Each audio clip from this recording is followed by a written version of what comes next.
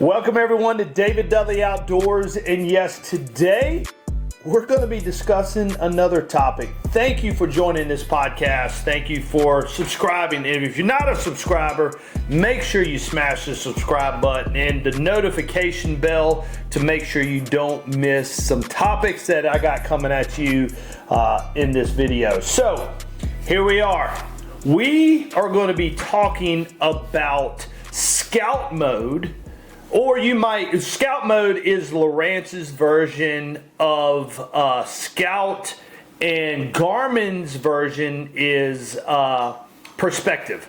Now, you might know either one of them by their names. I choose Lowrance in their Scout Mode, but again, there's a lot of options out there which Garmin has Perspective, okay? So if you're not familiar with what Perspective and what Scout Mode is about, check this out. So as you can see right here, you have a image that is looking forward like you are looking like down and out at something, okay? So it's literally going to be showing you the bottom. So as you can see in this image, you can actually see fish on the bed. You can see structure. You can see a lot of things. So the advantage of this, when do you want to use Scout Mode and rely on Scout Mode, and when do you want to rely on Perspective Mode? Again, this mode is not the mode that I'm necessarily going to use a lot, but it is a absolute advantage to when fish are shallow. And what I mean by that is this. One of the most recent events that was a true eye-opener of how powerful Scout Mode is a recent event that involved Scott Martin at Lake Okeechobee. Now, we know forward-facing sonar has been just on a rampage all over anywhere you look, okay? It's not that I'm sick of talking about it, but forward-facing sonar is everywhere and topics everywhere. But I truly thought at Lake Okeechobee, when they went there, it's known for reeds and grass. It should be a power fishing. You're not going to necessarily be using forward facing. We're going to old school. But in this open, 8 of the top 10 were utilizing at Lake Okeechobee, where it should have been dominated with just old school style of fishing.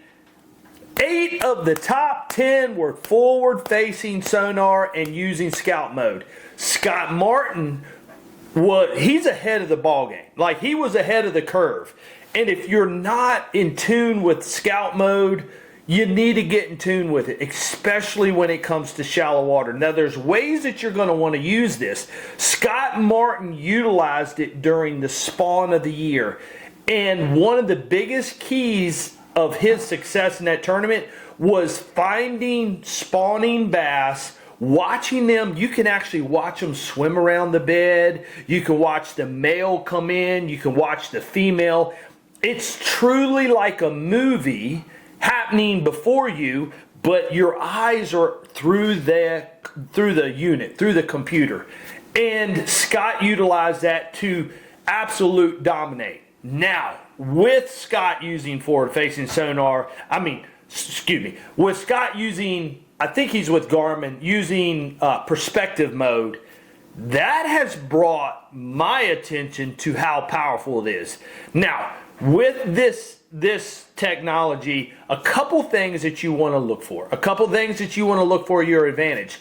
One of the things that you can use to your advantage with Scout Mode, not only finding fish with spawning fish are up shallow, but one of the most another important thing is being able to see what direction the fish are swimming.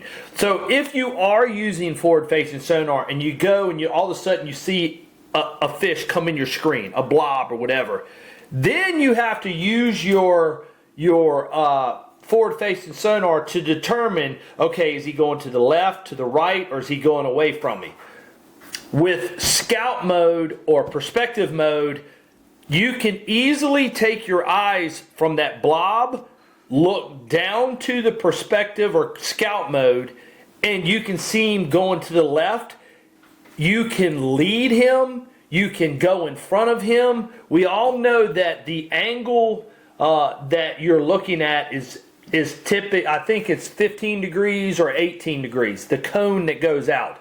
You got to be right on. If you want to hit those fish, you got to be right on. Now, to get back to perspective mode and scout mode, the advantages and disadvantages. Now, to utilize these very well, number one thing you're going to have is a power pole. Power poles. Guys, when you're fishing very shallow water, you're fishing for, when using this technology, it's best to be locked down, anchored to where your image is not being distorted. What I mean by that is your image, you may be looking at a stump, and if your boat is drifting to the left or you're moving, that image is going to get distorted. So this with this style of imaging, the more you can lock yourself in place to look, the better off you're going to be. The better off you're going to be seeing the fish swimming to the left, swimming to the right.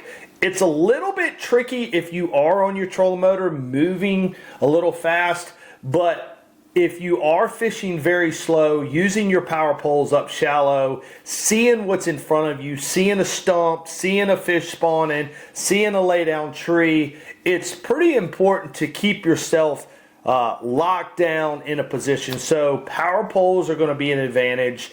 You don't want to be moving much, but hey, if you're not a fan or you haven't been utilizing scout mode on your Lowrance and you haven't been taking advantage of it, guys, this technology is there. You can use it to your advantage. People are now using it in an amazing way that I never thought possible.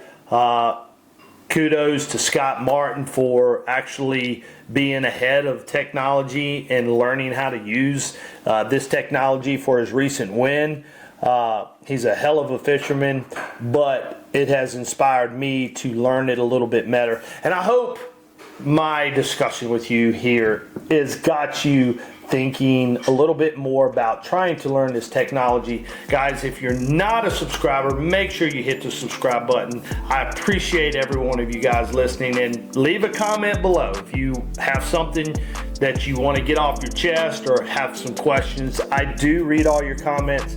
Make sure you comment, share if you enjoyed this video, and I will be back at you at another time here soon. Thank you.